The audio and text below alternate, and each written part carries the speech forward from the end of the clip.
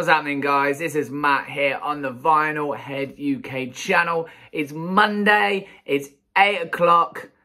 Can only mean one thing. It is, of course, another edition of the Download Festival Memory Series. 2015, we're on to already. We're flying through it. I say this every week, we're flying through it. How have you guys been? Hope you're all fine. It's been a scorcher of a weekend here in the UK. I'm a lovely shade of red. Burnt a little bit. Perfect festival weather, would you say? I think we should all be somewhere in a field with some drinks and good people and great music. I think that would have been a good idea for this weekend with how warm it's been. But we can't be.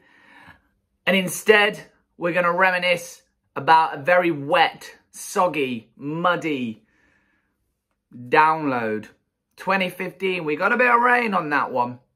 I say a little bit. We got a lot. We got a lot of rain. Not as bad as maybe the year or two later, but it was still wet.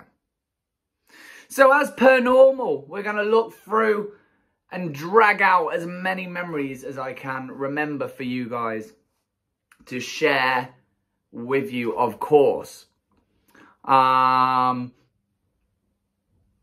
got my list, as I normally do, to remember exactly who played.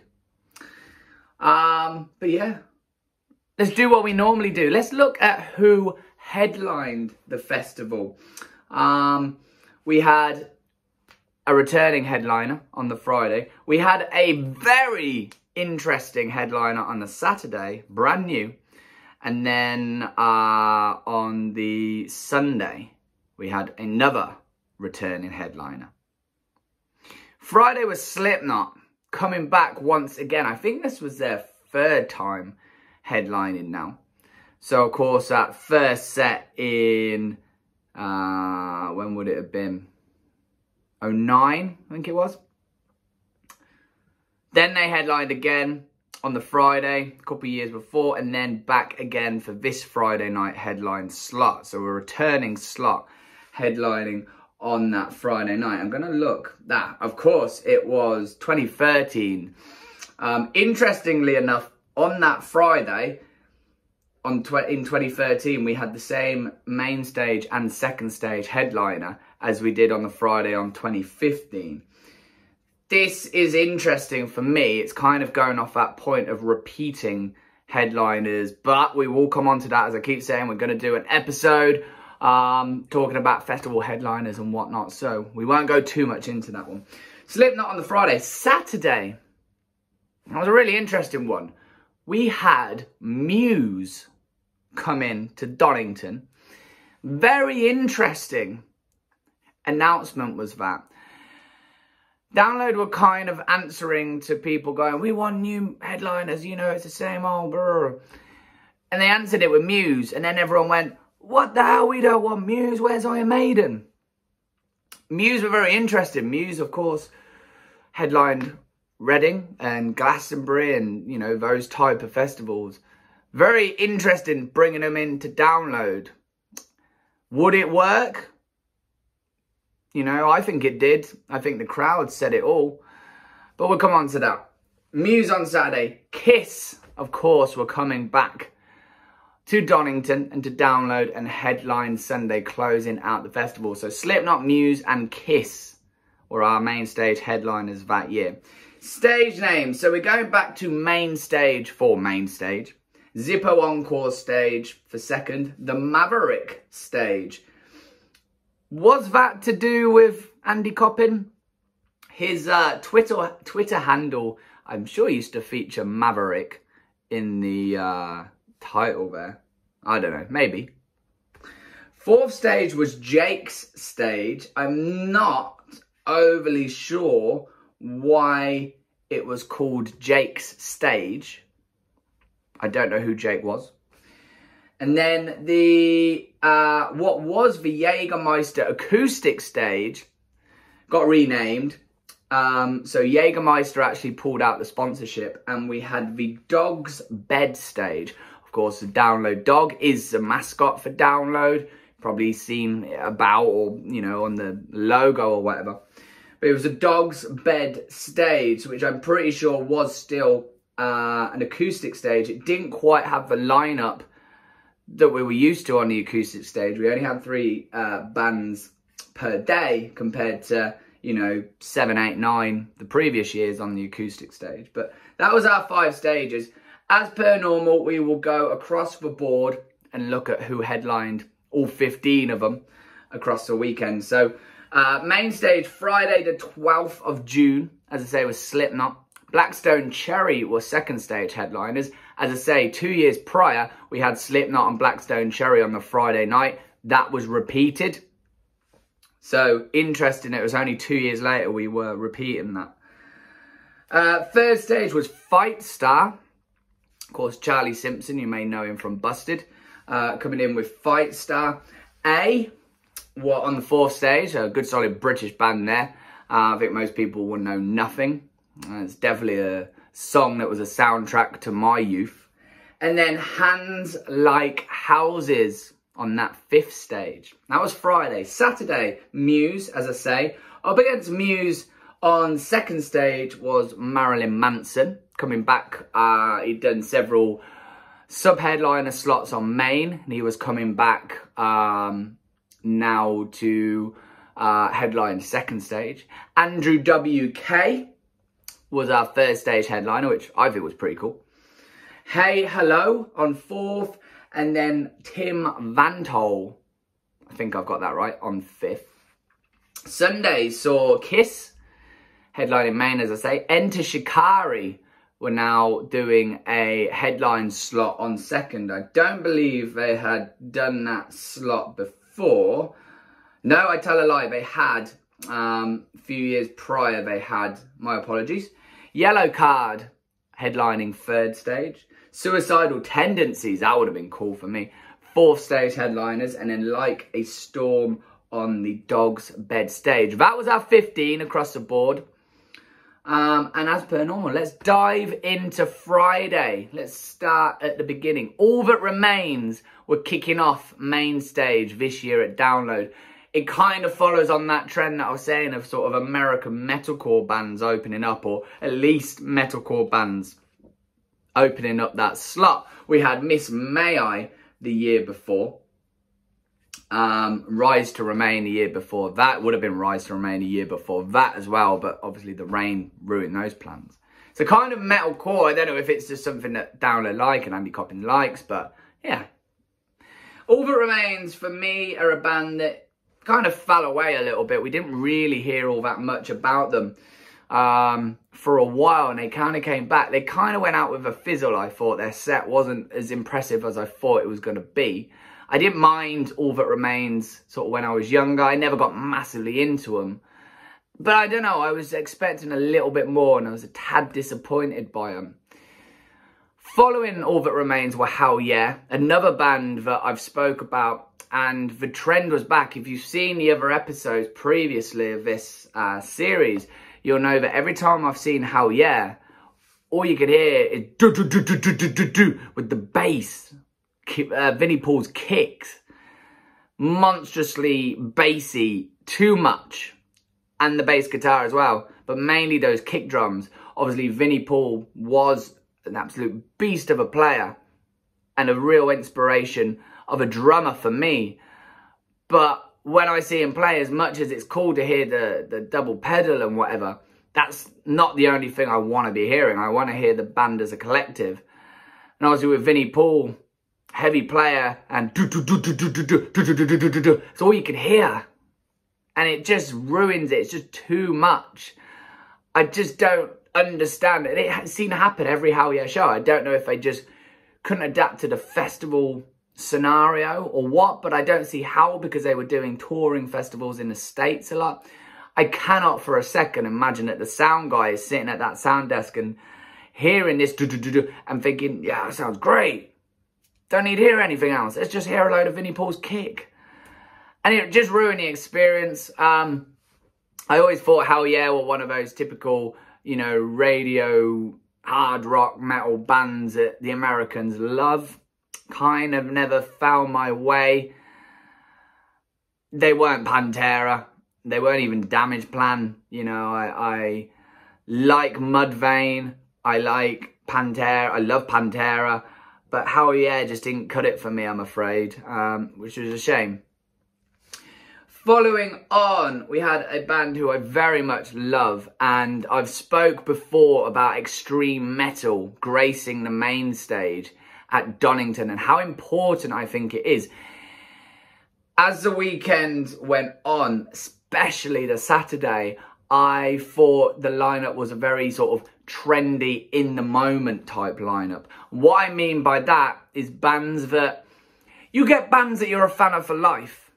You know, when Sabbath first came out and when Metallica did and Slayer and Motorhead, you stick with those bands. Some of these bands, not all of them, you know, bands like Faith No More, for example, but some of them I feel you kind of stick with them for a bit and then you move on to something different. They're in the moment bands, as I like to call them. A lot of that graces main stage, but extreme metal does have a place, and as I've said before, it is very underground, but it's so good to have it grace main stage. We had Dying Fetus. Now, they kind of ended up there almost accidentally from this hashtag on Twitter the year before. But we've had other bands on there. We've had Behemoth. We've had Amon Amarth. I think bands like that are important. And making their Donington debut were at the Gates playing on main stage. Now, this was an interesting one for me. I love At the Gates. I was very, very lucky to be at Wacken in Germany in 2008 when At the Gates first reformed. And that was a sensational afternoon and evening because we had At the Gates and then Carcass. Two bands that I didn't think I'd see live for a period. And there they were in front of me in the same afternoon and evening in Germany. Little did I know that I would see those bands quite a few times. Carcass actually played this weekend as well, the following day. But At the Gates on main stage. What interested me, though, was I looked around and it didn't seem like many people knew who they were. Now, I'm not saying that everybody should be into melodic death metal. I'm not saying that everybody should be into the Swedish sound or the more extreme side of music. But I like respect. If there's a band that play that I'm not a fan of, I will at least respect enough to know who they are, whatnot. It seemed just like not a lot of people knew who this Swedish band was. And it was such a shame. The year before, they had released At War with Reality, which was obviously one of their new albums that they put out. We got a few tracks off that, but then the rest of the set was Slaughter of a Soul material. Obviously a very, very iconic album. A band and an album that inspired a lot of bands from the States, a lot of bands in Europe. You know, a very iconic album. And we were getting tracks off that, and obviously you've got some people down front and whatnot that knew these tracks. You know, when Blinded by Fear, Slaughter of a Soul itself, people know these tracks, but a lot of people didn't, and I felt annoyed by that. I wanted more people to be open and know who At the Gates are. And it dampened the atmosphere down a little bit, I have to say. And it was a shame. I loved them. I love every time I see At the Gates. As I say, I didn't think I'd get to see At the Gates live, and some of my friends didn't ever think that would happen. And I've seen them a fair few times now at their own shows and at festivals, you know, Germany and Download, Bloodstock. So very lucky to get to see them so many times. And hopefully lots more times coming up as well. But yeah, it was very interesting. Now, following At the Gates, I went across to the second stage because I wanted to catch the Cadillac 3, a country band, country rock, I guess, but a band that I really love. Getting there a little early because of stage times and whatnot. and At the Gates finishing when they did, I caught the last, I think, 2 tracks of a band that I'd never heard of before, didn't know anything about. And that band is called Blues Pills.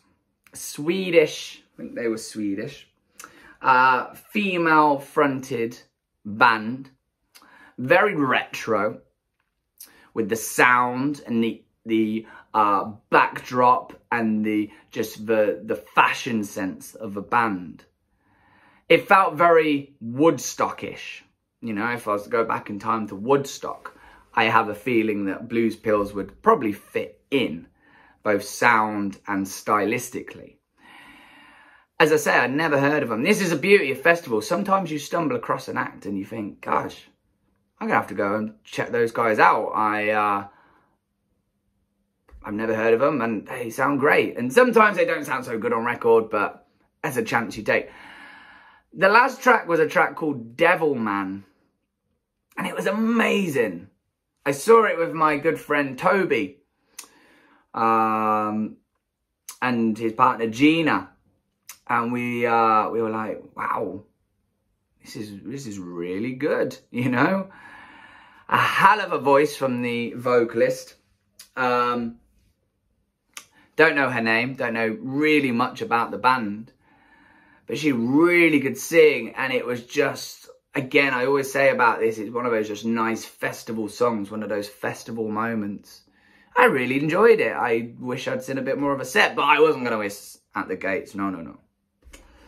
Not for someone I hadn't heard of anyway.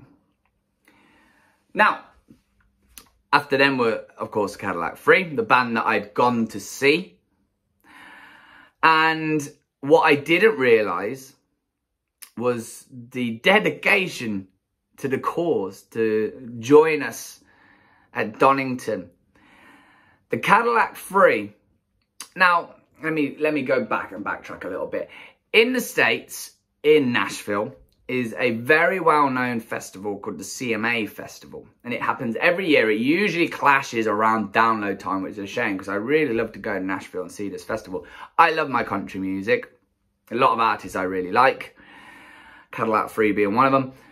And yeah, it's like a 3-day festival. It happens all around the city. There's a huge stadium in Nashville where the bigger artists will play in the evening, but there will be stages, pop-up stages all over Nashville, and it's 3 days long, and it's like a who's who of country music, and it's a ridiculously massive lineup because it's just so many stages, and it looks incredible, and I'd love to go. Now, the Cadillac Free were playing on the Friday. They had actually played the Cma Festival in Nashville the day before. Now, usually, we're used to bands, obviously, during the summer, it's festival season. Download is one of the early ones. It's one of the earlier festivals in the calendar.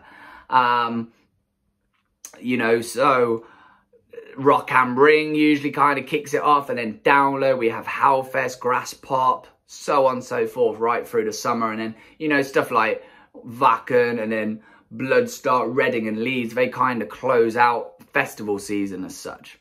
And we're used to bands popping from festival to festival. You know, you see a lot of the same bands travel through Europe and do each festival, but we're not so used to the bands coming straight in from the States. And they played in Nashville, flew over, they got to Donington like an hour before their set, and then off they went. And then so the Sunday, they were back in the States playing again. So they literally flew from America to England just to play 40 minutes at Download to fly back to America. Isn't that incredible? They didn't have all their gear because obviously they were doing some dates in the US. So I believe Blackstone Cherry actually lent some of their guitars and their gear to the Cadillac Free, or at least guitars for Jaron. There's no bass or a second guitarist at all. So lent guitars so they could play while the gear remained in the States. But I thought that was absolutely incredible. They admitted, you know, they flew in from Nashville. They were jet lagged, hungover most probably, because they usually are. And yeah, I think a lot of respect from their fan base and probably anybody else that was catching them we're like, Jesus, that's some going for the cause of that, you know, Donington download. Yeah, amazing. Applaud them. Cool, super cool. Following Cadillac 3, we went back to Maine. The band that were on after At the Gates were Lacuna Coil, who I've seen before, and I wasn't overly fussed about seeing them again. But following them was a band who I love, spoke about them before in great length on the channel, and that is Clutch, playing main stage for the first time. And an amazing festival band, an amazing band. They were one of the last gigs that I got to see before COVID.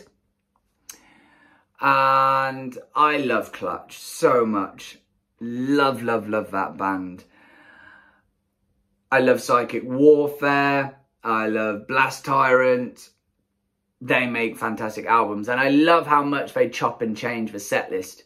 You go see them on tour, if you saw them 2 nights in a row, you'd get a very different set list both nights. And I like that. You know, you can go on the set list websites at the start of a tour and go, okay, this band is going to play that. And you've practically memorized the set. There's no real surprise in it. Whereas Clutch, you just do not know what you're going to get. Some set lists I've seen are not as strong as others. Some set lists of theirs I've seen has been like every song I would pick for them to play, and they did. You know, we got DC Sound Attack, Mob Goes Wild, X-Ray Visions, which I don't think that album was out just yet at that time. So we got an early taste of one of the tracks off that album with X-Ray Visions. Of course, Electric Worry.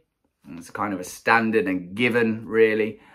And yeah, they just bring, you know, they are the most dad-looking band. They just look like 4 dudes that you grabbed off the street, you put some instruments in their hands and a mic. You say, hey, just entertain us. And they do. They really do. They're a criminally underrated band. I think Clutch should be far bigger than they are. They've been going forever with the same members. God knows how many albums. And they are solid. They are solid live. They produce great rock. Bluesy rock as well, which I like. And I think Clutch should be bigger. Why aren't they bigger? Go and listen to Clutch. You won't be disappointed. After them, we're a band that have played Maine quite a few times at this point now, and that's Five Finger Death Punch. Ivan Moody and crew. I think this was before he kind of went off the rails a little bit and went into rehab, and the band kind of imploded as such. Ivan Moody came down to the crowd. I think it's a kind of normal thing that he does. He was up and down the divide a little bit. I think they got some kids on stage for whatever track it was. Don't know which one it was. But I remember 3 or 4 young kids, which I think is cool, you know. There's a future right there. It might inspire them. Those kids may turn out to be heroes of ours in the future and fantastic musicians in fantastic bands. We don't know. But yeah, I've never really gone massively out my way to listen to Five Finger Death Punch. If they're on, you know, nothing really else is on, I'll check them out. My friends are bigger fans of them than I am. So I'm happy to kind of stand back and watch and whatever. There's a couple of tracks I don't mind. I like their covers. House of a Rising Sun and Bad Company, I think, are really good covers. But it's, again, it's that, I wouldn't say radio friendly maybe, but that kind of, you know, American metal that the sort of frat boys and jocks love, you know, and you see how big Five Finger are in the States, and it's that sort of stuff that they love over there and lap up. Bands like Godsmack and obviously Five Finger and Breaking Benjamin and Stained and whoever else. They lap up that sort of stuff. But yeah, I think there's better bands out there personally. But that's my opinion. Here's a far better band in my opinion, following Five Finger, and that is the incredible, the amazing metal gods Judas Priest. Back once again doing a sub-headliner slot. The heavens opened. It didn't half rain during Priest. It drenched us. We were drenched to the bone. But just like Motorhead a few years ago when the heavens opened during Motorhead and, you know, everyone disappeared back to tents, I just went for it. I was jumping and stamping in puddles and swinging beer around and loving every second of life. I didn't care it was raining. And Judas Priest were on. We were in metal god company, Rob Halford and friends. Redeemer of Souls was the album that they were promoting. That's what they were touring on at that time. We got the title track, if I remember rightly, Halls of Valhalla, Dragonaut, which is the opening track of the album we got. It's the opening track. And then, of course, all what you would expect, metal gods. We've got Turbo Lover. As cheesy as that song is, we got Turbo Lover. All the typical encores. I was going to say Wheels of Steel. That's a completely different band. I'm thinking of Motorbikes there.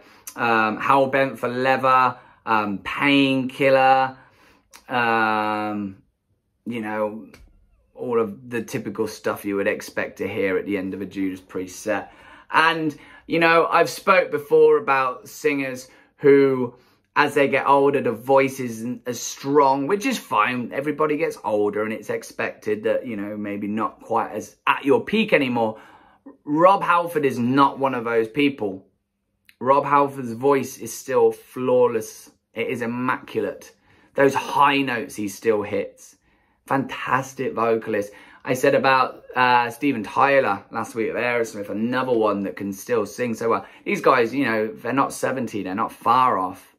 And they can still do this, and it's amazing. I never want Priest to go away. And I feel that, you know, with Glenn Tipton and KK, you know, KK's had a bit of dispute with them and everything. And we've got, I think it was KK anyway, he's got his Priest project going on. You know, Glenn Tipton's not been too well. We've got Andy Sneap in, and obviously Richie Faulkner's been with the band now. But I feel like Priest are almost stronger than they've ever been. I think Priest still fire on all cylinders, and you get a great pre-show when you go and see them. I always enjoy seeing that band.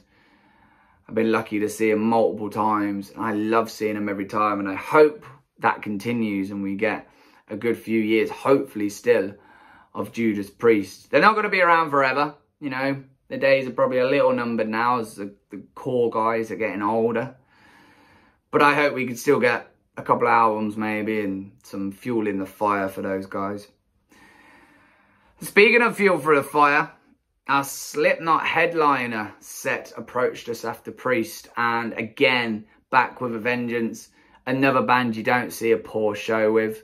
They're on the Grey Chapter, so we got a good few tracks off of that. It's not a bad album. I don't think it's a patch on, you know, like Iowa or whatnot, but it's a good album. And yeah, I mean, there's not much to report that you don't already know about a Slipknot show. I actually managed to get down. I'd snuck forward and further forward for Priest. I took advantage of the rain and people moving out to go get shower or go back to the tents or go home, I don't know, whatever.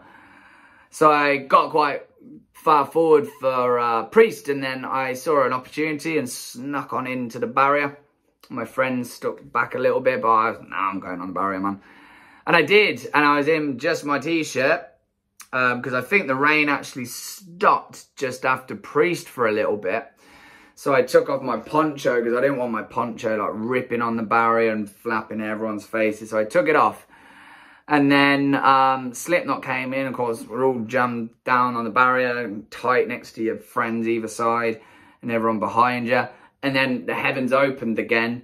But it didn't matter. It didn't matter. You know, I was drenched so wet from pouring downpour of rain. And it was, I didn't care. I near enough broke my neck to that set. Down to the front, giving it everything. My neck hurt so bad the next day. It felt like jelly after Slipknot had finished. You know, all the security guards lined up looking miserable, looking weird, because these guys are all headbanging in the pouring rain and loving every second of life.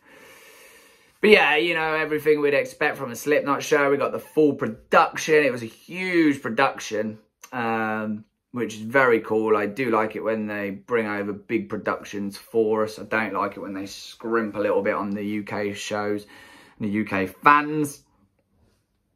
And yeah, again, you don't go away disappointed from a Slipknot show. It's going to be 110% every time. And that was our Friday. Looking across the rest of the bill, as we always do, I try and, you know, cover who else is playing. Let's say Blue Pills, Cadillac Free, Modestep, Corrosion of Conformity, and then Thunder. Thunder doing probably their 70th funeral. 70th final tour is what I'm trying to get out. It's hot. I'm sweating here. I'm sorry. 70th final tour. I remember seeing them in London at their last ever gig. And I've seen them like 4 times since. What happened there? Come on, Thunder. Stick to your word if you're going to knock it on the head. And then Blackstone Cherry headlining. I love Blackstone Cherry. I desperately love Blackstone Cherry. But Slipknot pips them for me. I see Blackstone Cherry a lot. They do a lot of UK tours. It's, fingers crossed, my first gig post the pandemic in September, seeing Blackstone Cherry. So not far away now. Very much looking forward to that. But yeah, Slipknot are going to win each time, I'm afraid, with those. Third stage, Narwhals defeated Beartooth, who are doing very good things right now. Keep an eye on those guys. Silosis, Dragon Force, who are dipped quite a bit, I feel. You know, Dragon Force were doing sort of the 5-finger slots of, you know, third down on main, and now they were sub-headlining third stage, which was interesting. And then Fight Star, as I say, headlining third. Fourth, we had the Raven Age, Young Guns. Oh, I think Young Guns were actually a secret band. I think they were one of 2 secret bands that weekend. And then A headlining. Nothing really much to say about on the third stage. So, Saturday. Now, what I'm going to do here, I barely, I think, spent any time at all on main stage that day. I was over on a lot of the day on second and third. Yeah, a lot of the day on second and third. Really didn't spend any time on main. I saw Heart of a Coward and Funeral for a Friend. Didn't think much of either, so nothing really to report there. What I'll do is I'll read the main stage lineup for you guys so you know what was on there and kind of why I didn't go see. So Heart of a Coward, Funeral for a Friend, Mallory Knox, Hollywood Undead, Parkway Drive, who are making their way up. Keep an eye on those guys as well. I think one day they could really push up potentially to a headliner. So let's see how those guys do. Rise Against, A Day to Remember, another band who I think potentially down the line may end up getting up into a headliner slot. Faith No More and Muse. This was the second time that a previous main stage headliner had dropped down. So the year before we had The Offspring, who had previously headlined main, dropped down into second stage headliner. And now with Faith No More, who had previously headlined, had dropped down to a sub-headliner position. That was interesting. And then, like I say, Muse headlining. So we started the day, Heart of a Coward, Funeral for a Friend. Didn't think much of those. So after that, we went across to second stage. And we saw a bit of a run of 4 bands. Starting with Apocalyptica. Apocalyptica did, I think, 1 cover, which was Refuse Resist by Sepultura. They did I'm Not Jesus. I was trying to remember what it's called, which was a track they did with Corey Taylor, which would have been quite cool if Corey Taylor came out, but he didn't. Instead, they had Frankie Perez, who was, maybe is, the singer for Apocalyptica. Not, you know, not that they're really like a typical band because of the cellos and it's very instrumental what they do. But he came out. It was a little bit underwhelming, their set. Not hugely something I remember massively. I remember I'm Not Jesus because I think that's a great track. And then Refuse Resist, which was obviously done a lot better by the Cavalera Brothers the next day, considering it's their song. Yeah, nothing that, it wasn't that memorable for me, that set. Ace Frehley was on after. So, former member of Kiss. Kiss obviously were playing the next night. Never been a Kiss fan. Yeah, I guess it was kind of cool to say we'd seen him. A bit like, you know, I guess the equivalent was when I saw Jason Newsted on Third Stage a couple of years before. That for me was a big deal because he was a member of Metallica. I think maybe for any Kiss fans who, you know, maybe are a little bit too young to remember or have seen Ace in the band, a bit like I was for Newsted, a pretty cool moment to see Ace Frehley there playing these Kiss tracks, as well as his solo tracks, of course.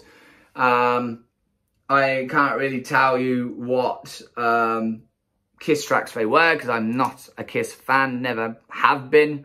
Don't own anything by Kiss. I'm sorry, Kiss Army, just not for me. He did one track and the smoke came out his guitar, which I think he probably did with Kiss. It looks like a very Kiss thing to do. We saw him, you know, cool. The two bands on after were two bands that I had gone to Second Stage to see. The first band is one of my all-time favourite thrash bands. It's not one of the big four, so it's not Metallica, Slayer, Anthrax or Megadeth. But it's Testament. I'm a big fan of Testament. We saw Testament, I think this was their second time at Donington now, or a download at least. We saw Testament in 08, headline the Third Stage. They played on After Saxon, so that was a 1-2, wow. And that was the most perfect set list that I've seen Testament do. That hour or so in that tent was insane. It was so good. The set list wasn't as good. They were on the Dark Roots of Earth. I think the tour was called Dark Roots of Thrash. I don't want to get those two mixed up. So they did a couple of that. I think Native Blood was off that, which they played. And then, you know, Practice What You Preach. I think they did Over the Wall or Into the Pit, maybe one of them.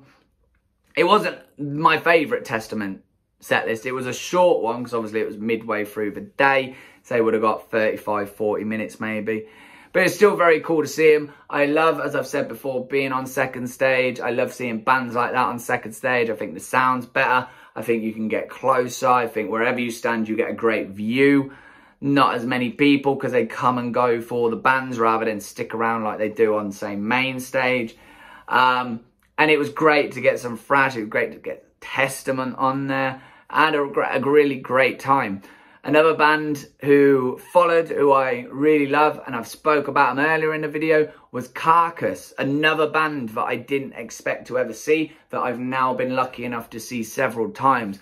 I also saw them back in 08 in Wacken in Germany, following At the Gates, which was an incredible, as I say, moment to see those two bands for the first time. As I say, I've gone on to see Carcass at Download, at their own shows, at Bloodstock. So very lucky to have seen At the Gates and Carcass a few times. And again, hopefully a band I get to see many more times. Great to see them. Again, more extreme metal, that kind of deathy grindcore sound that Carcass have, with lyrics filled of absolute desecration and abomination. Gore-infested lyrics. And yeah, you know, the stuff of Heartwork, the newer material as well. I think it was it Surgical Steel around that point? Which I really like that album. And yeah, again, for extreme metal, it was great to be seeing Carcass there. Okay, not main stage, but still fantastic to be able to see this band to a relatively big crowd and a metal crowd following on from Testament. The Kiss fans are gone. Ace had come and gone. The Kiss fans are gone. We had the metal guys, the metal brothers around us for Testament. And then Carcass. And after, not that I saw him, but after Carcass was Motionless in White. So that would have been quite interesting to see what those two fan bases thought of each other. At this point, we went off to get our backsides kicked on third stage by one of the greatest live bands around. A band who I own every album for. I love every album. Low Teens is the best album. Don't argue. Low Teens is the best album by the amazing, mighty Every Time I Die. I love these guys. It is the most wild show. If you want to take someone who's never experienced a metal show and you want to show how wild it is, how crazy the pits are, just how absolutely the world goes mental for an hour or whatever. Two bands I would suggest. One is Municipal Waste, who I don't even think live show are on this level, and the other is Every Time I Die. Absolute freaking carnage is the best way to describe an Every Time I Die show. So much is going on, and it's the best thing. So we went over and saw them. It's the first time I've seen them at Download. They had played previously. They did that Ozfest day back in 05 on the second stage, where that second stage was immense. But here they were on third. They open with Underwater Bimbos from Outer Space, which already is an absolute killer track. And from that moment, bodies everywhere, crowd surfers, the band in the pit, you know, Keith Buckley just owning the place. He in the crowd, you know, just, it's like a tornado coming through. They must have played for like 35 minutes or so. The songs of Every Time I Die aren't overly long. So, you know, the set it fills itself up nicely. But we got Underwater Bimbos, we got Decaying with the Boys, Werewolf, Eldorado. You know, this was pre-Low Teens, so, you know, obviously nothing off that. But a lot of tracks that I would pick that I'd want to hear in an Every Time I Die set. And it just makes me excited now thinking of it. They're coming up my way next year. I am getting my tickets for that show because it will be in a small venue and it will knock the place down to its foundations. Go and see that band, whether you like them or not. They are heavy. They have riffs. You know, they don't get talked about massively all the time. And I think that's another travesty, like Clutch not being as big as they are. I think Every Time I Die should be bigger because their stuff is monstrous. Riffs for days. The breakdowns, the heaviness of this band, the energy of this band. Oh my word. So freaking good. Band of the day and probably the festival as well. I really want those guys to come back and just level that tent again. I don't even want to see them on second and I don't want to see them on main. Their place is on third. That is the best setting for those guys. They would get lost on main and you wouldn't get that ferocity. Like what makes the show as well is just how crazy the crowd is.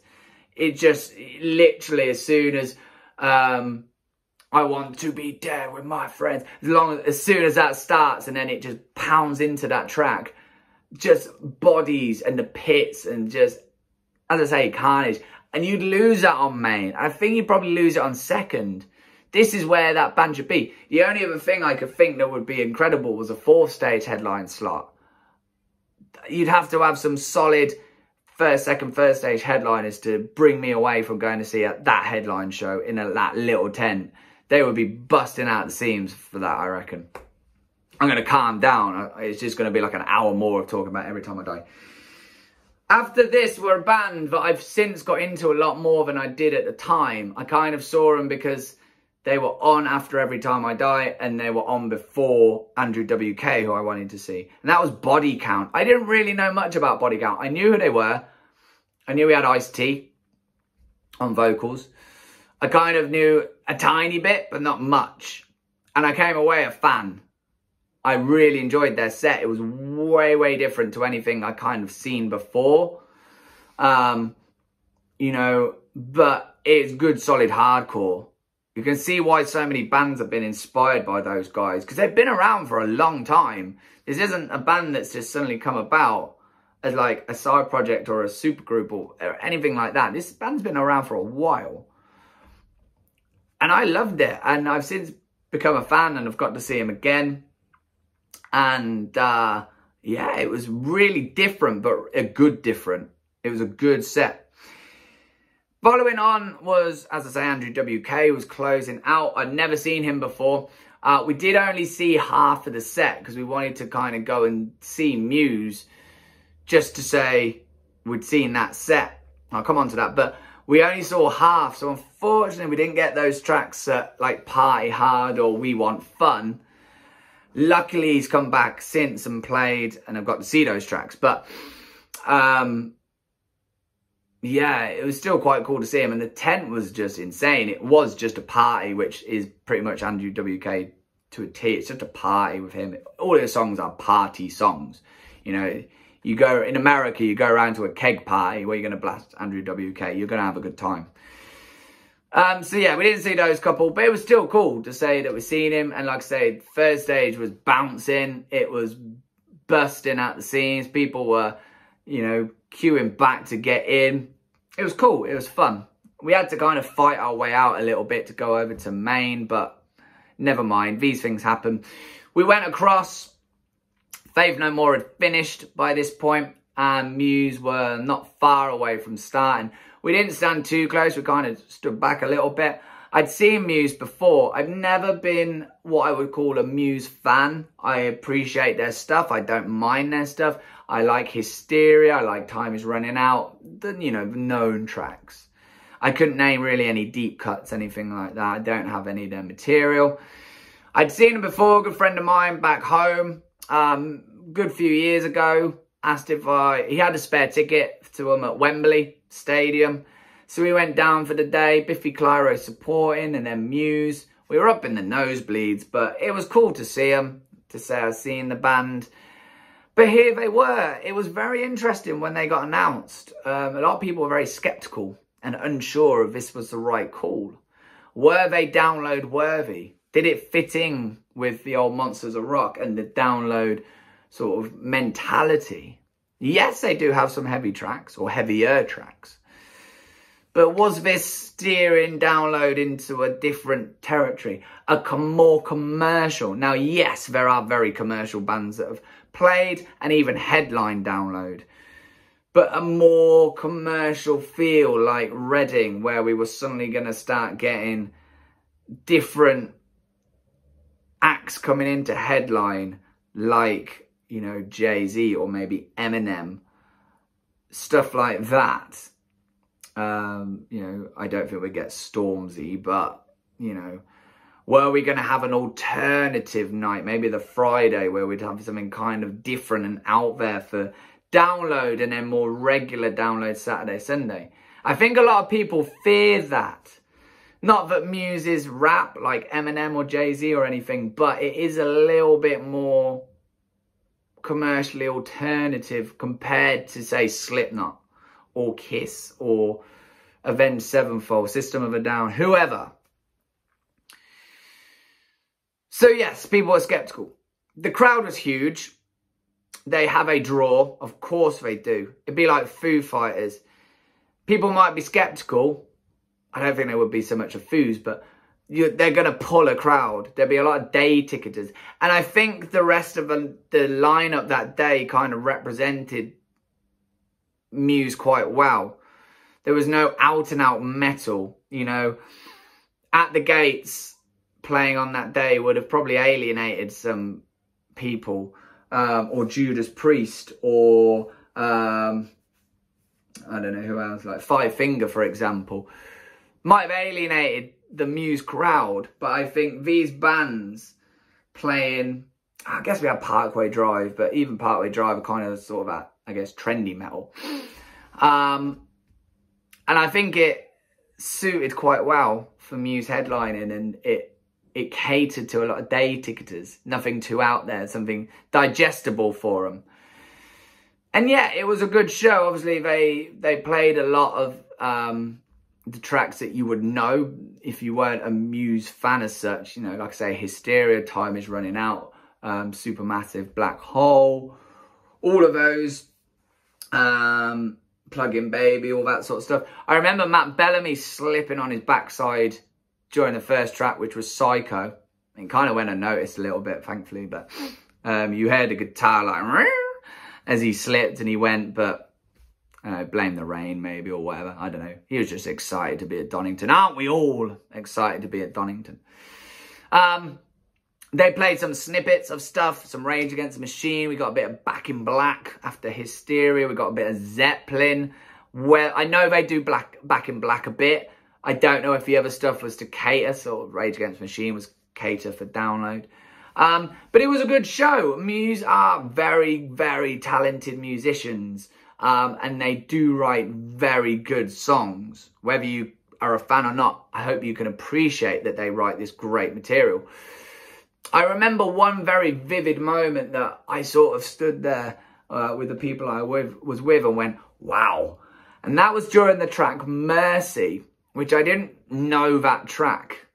I since do from hearing it and going back and listening to it. And I quite like that track. But they had like the confetti blowing out during the song. And then there's this huge moment in the song with Matt Bellamy's vocals and the music rising. It's very grandiose. But as that moment that the note hits and, you know, we go into that note and whatnot, these huge streamers got fired out of cannons, like thousands of them. Just, you couldn't see the stage. And it was so epic, that musical passage coupled. And we were stood back, so we got the full effect of seeing these streamers just coming out and across. And it gave you goosebumps. And we sort of looked at each other like, that was cool. That was a really cool moment. It kind of took your breath away. I didn't know it was coming. I'm sure a lot of Muse fans probably did. But yeah, just that epicness of Matt Bellamy's note and the band, and just, it was one of those moments where you're like, life's good right now and this is cool. I'm with my friends. We're here at Download. We've got great music and this is cool. And that was cool. Those streamers are cool. It's cool.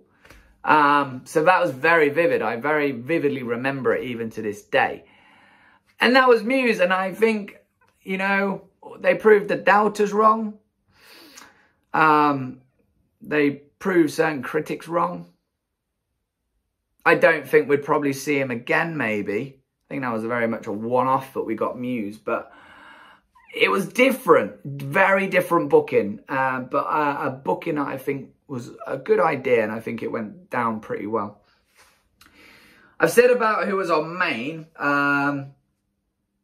Second stage, bands that I haven't mentioned, so we had the Lounge Kittens, who are kind of a vintage female vocal group that do sort of, I think, from what I remember, vintage twists on well-known songs, like sort of 50s feel maybe. Kind of that thing. I might be a little off on that, but that's kind of what I remember seeing of them, or reading about them at least. Malefice, I've said about Apocalyptica, Ace, Testament, Carcass. Motionless in White, we have Black Star Riders. Back again, we have Black Veil Brides, and then Marilyn Manson headlining. I've slated Manson a bit for the shows that I've seen of him at Download. From what I've heard and what I've read, Manson put on a pretty decent show that night, so good credit to him. We won't dwell on him because we know there's a lot of negative stuff happening with him at the moment, which we won't go into because that's not what we're here to do or the channel's about. That is what it is. I don't think we're probably going to see Manson again in a live capacity because of what is happening, or not for a long time at least. But yeah, I have it in good faith that was a decent set from him. So fair dues. I hope if you saw Marilyn, you enjoyed him that night. Third stage, we talked about a few of the bands. We had, what did we have? Upon a Burning Body, North Lane, Crown the Empire. Kind of the same sort of feel for those sort of bands. Every Time I Die. Love them. Body Count, WK. Fourth stage, some interesting stuff. We had Crowbot, who I featured on one of my vinyl videos. Love that band. Don't think I knew of them at this point. My good friends Toby and Gina got me into Crowbot, but not until the last year or two. So would have meant nothing to me back then. Creeper were on after, another band who is doing very well for themselves. Something to look out for in the British scene. The Struts are another band that are doing fairly well for themselves. Dub War, who I'm pretty sure is Benji Webb's previous band before Skindred. In which case, that would have been quite cool to go and check that out. Pre-Skindred Benji. Insomnium. Interesting. They were quite high up as well. Nice, again, to get a bit more extreme metal. Yeah, okay, it was fourth stage, but a decent slot for them, to be honest. You know, pretty high up Insomnium. Pink Slips, and then Hey Hello. Fifth stage, we had Crowbot actually doing an acoustic set. Von Hertzen Brothers, and then Tim Vantol closing. Let's jump straight on to Sunday. Started Sunday on the second stage, where I checked out the Dead Daisies, who are a supergroup consisting of previous members from Motley Crew, Guns N' Roses, Ozzy's solo, Ozzy and Black Sabbath's drummer, Tommy, let me get this right, Tommy Clefestos, or something like that. Tommy, his name is, on drums. They do a really great cover of How to Skelter by the Beatles, which they did not play. I would have really liked to have heard that. It's a really, really good version. We heard a band play it later anyway, which we'll come on to, but yeah, I would have liked to have heard that. They did do Lock and Load, which was a track that actually featured Slash originally. Now, Slash was there that day. I don't know whether Slash would have been on site at 11 o'clock on the Sunday morning. But if he had been, you know, you could have come and made a little guest appearance, Slash. I think we would have enjoyed that. Hear that solo that he does on Lock and Load. It's a great track. It was a solid start to Sunday morning. Nothing massively to shout home about, but still a pretty good solid start to Sunday morning. It was kind of going back to a bit of a classic rock-ish day, which they do sometimes. We had it in 9 or 10. One of them. We had a kind of a classic rock day. And I think this was kind of a classic rock day. We went across to Maine and we saw 36 Crazy Fist come back and do another set. As per normal, they did most of the tracks they usually do. I can't remember masses of this set because it blurs in a little bit with previous sets they'd done. But stuff like Bloodwork I like hearing live. After, there was probably the only band, I don't know, 36 Crazy Fist maybe, but definitely one of the only bands to really not be anywhere close to classic rock, and that was Cavalera Conspiracy, coming back to play an early slot on the Sunday. We'd previously seen them headline second, which was glorious because it was like a Sepultura set, which I've spoke about. That was back in 2008. Yeah, not quite the same. I thought Max's voice sounded a bit off on this set. I'm never going to talk about Max's guitar ability because that to me is almost non-existent sometimes. I saw Soulfly, going off on a tangent, I saw Soulfly play elsewhere at a different festival, and Max broke a string or something went on his guitar. He took his guitar off, handed it out for the tech, who then brought on a different guitar. And honestly, the mix and the sound did not change. If you've ever seen a band play with two guitarists and something happens with the guitar of one of them, or string breaks, whatever, I don't know, and he takes that guitar off, you notice that the sound goes thinner and you've lost that second guitar. It's very noticeable. nothing changed with Soulfly. Max came back in, it sounded exactly the same.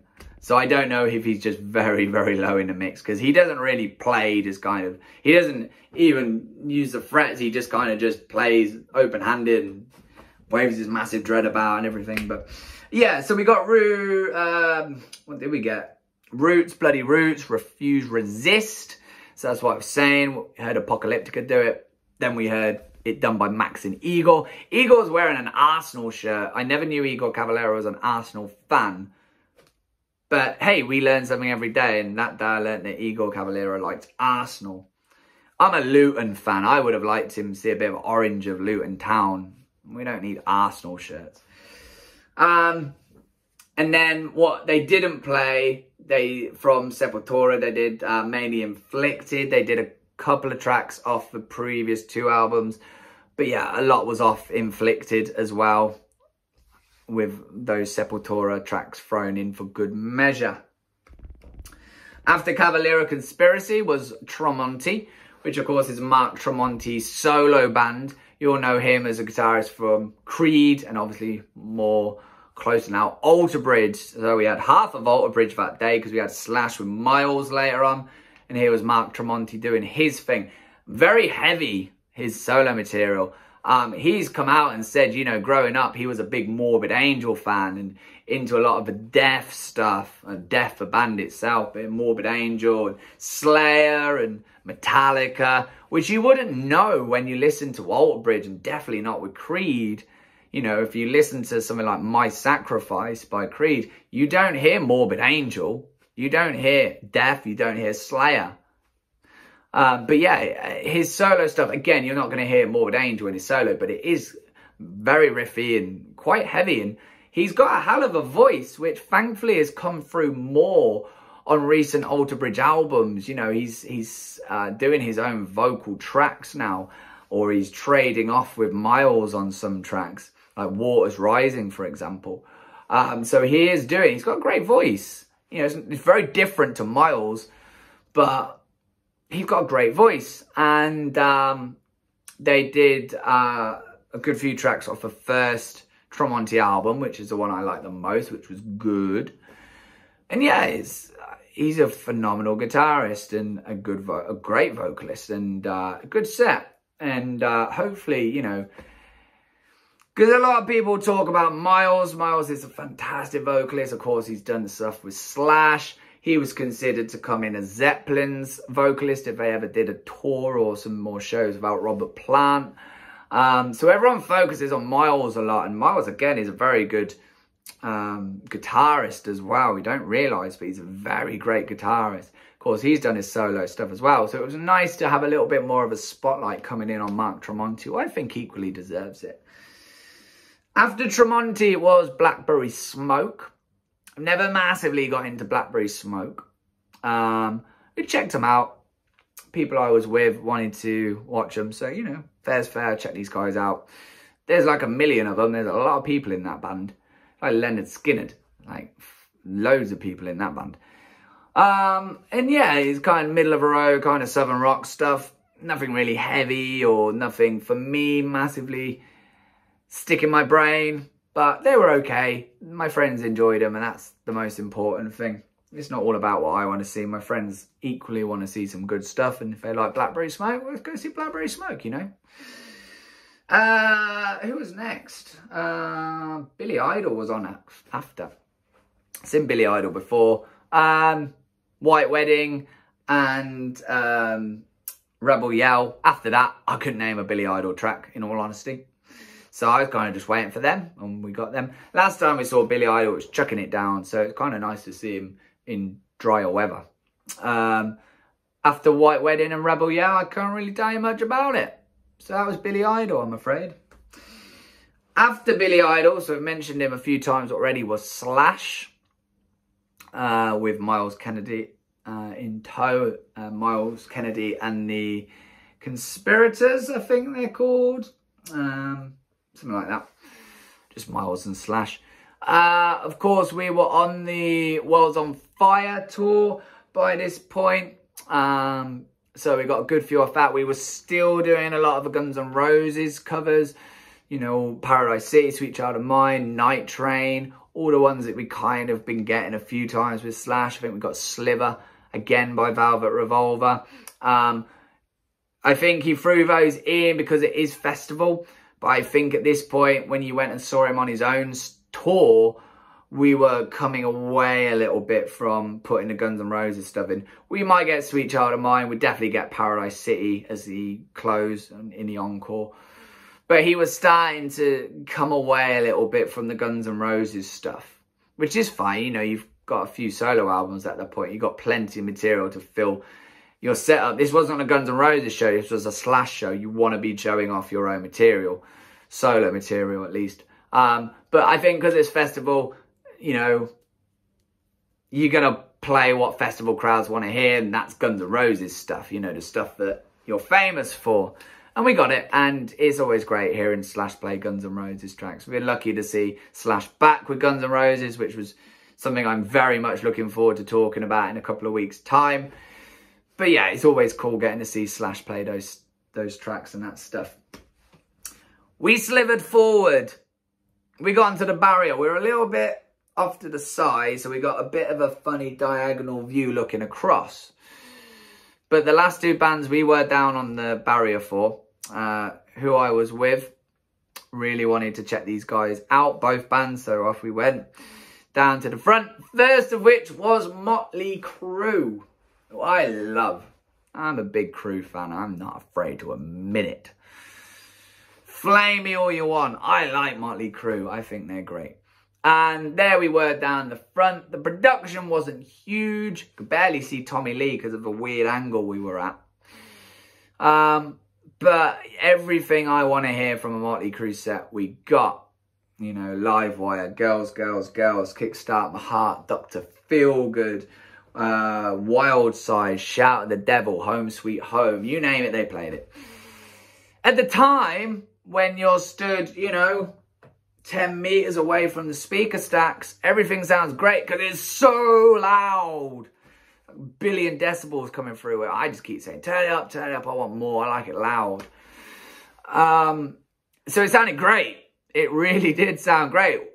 We got home and we like to watch the highlights show that they put out on Sky Arts over here in the UK. And I just like watching stuff back and, you know, kind of, when you're there and you're caught in the moment, it's hard to sometimes gauge whether it was that great or not so great because you're caught up with tens of thousands of other people. It's very loud in the atmosphere and everything. Whereas when you get home and watch it, you can sit there with a sort of a level mind and go, okay, that wasn't as good as I thought, or that was a lot better than I remember. We listened to Vince Neil and we thought, what in the hell was that? As a band, they sounded great. Mick Mars is criminally underrated as a guitarist. Nicky Sixx does his job. Tommy Lee's a good, solid drummer. They make great songs. All of their great songs were from the 80s. I don't think modern day Crue has really lived up to what they used to be. You know, all of those songs that I listed were, you know, big hits in the 80s. Nothing from the 90s or 2000s, I don't think, really. But yeah, we listened. And, I mean, everybody knows at the minute about Vince Neil and his vocals. They're not really where they once were.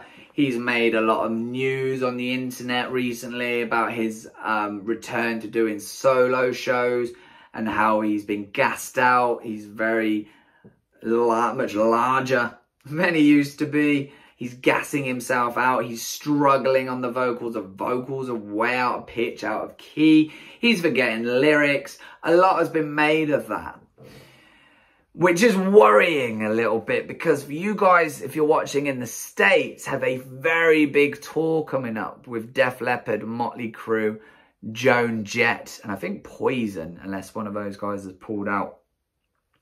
That's a big deal. Motley Crue, of course, signed the statement and the document and the contract said they'd never play live again. Of course, that got ripped up and thrown away. And they're coming back. And to hear Vince Neil like this, and I mean, It should have already happened this tour. COVID saw that it hadn't happened. That might be a blessing in disguise, let me tell you. But it will be happening in a year, I think, hopefully, for you guys out in the States.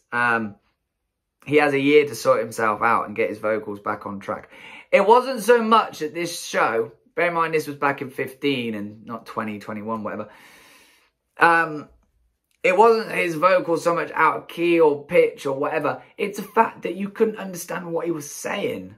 And again, you kind of miss that in the atmosphere of it live. Unless you're sat way back on like a deck chair, not a deck chair, but like a camping chair.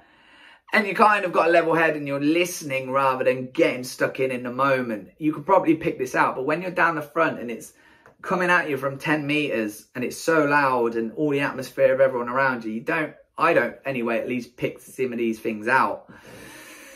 But yeah, listening back, it's like, I can't work out what he's saying. I mean, I know these lyrics, so I know what he is saying, but I don't know what he's saying at that moment.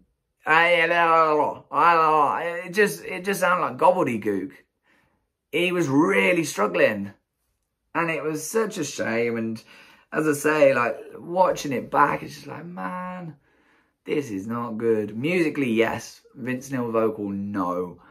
And we spoke about Rob Halford and, you know, Steven Tyler and these vocalists who could still very much do it. But Vince Neil, unfortunately, right now, is not one of them.